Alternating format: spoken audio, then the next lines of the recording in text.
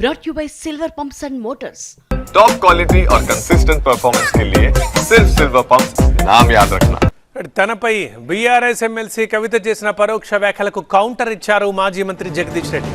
తన ఉద్యమ ప్రస్థానంపై కవితకున్న జ్ఞానానికి జోహార్లు అన్నారు. కేసీఆర్ శత్రువుల మాటల్ని మరోసారి వల్లవేసేందుకు కవిత ప్రయత్నించారని, ఆమె ప్రయత్నానికి తన సానుభూతి అని జగదీష్ రెడ్డి ఎక్స్ వేదికగా ఒక పోస్ట్ పెట్టారు.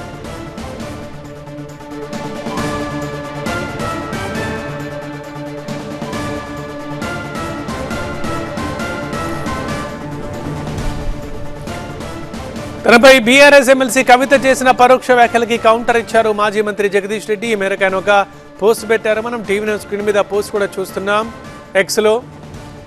సో తన ఉద్యమ ప్రస్థానానికి సంబంధించి కవితకున్న జ్ఞానానికి జోహార్లు, నా ఉద్యమ ప్రస్థానానికి సంబంధించి కవితమ్మకున్న జ్ఞానానికి జోహార్లు, కేసీఆర్ శత్రువులైన రేవంత్ రాధాకృష్ణన్ల గురించి మాట్లాడిన మాటని మరొకసారి వల్లవేసేందుకు ప్రయత్నం చేసి ఆమె చేసిన ప్రయత్నానికి సానుభూతిని తెలుపుతున్నానని చెప్పి ఎక్స్ వేదికగా పోస్ట్ చేశారు జగదీష్ రెడ్డి.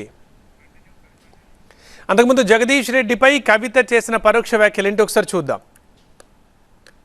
ఒక లిల్లీపుట్ నాయకుడు, నల్గొండలో బీఆర్ఎస్ పార్టీని నాశనం చేసిన ఒక లిల్లీపుట్ నాయకుడు ఆమెవరు ఈమెవరు అని మా గురించి మాట్లాడుతూ ఉన్నారంటే మరి ఆయనకు ప్రోత్సాహం ఇస్తున్నది ఎవరో కూడా ప్రజలు ఆలోచించుకోవాలి.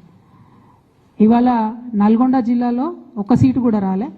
ఆయన సీటు సాగు తప్పి కన్నులొట్టవైన చందంగా చివరి నిమిషంలో అనుకోకుండా గెలిచినటువంటి సీటు. ఎన్నడూ ప్రజా ఉద్యమాలు చేయలే. కేసీఆర్ గారు లేకపోతే మరి నువ్వెవరు?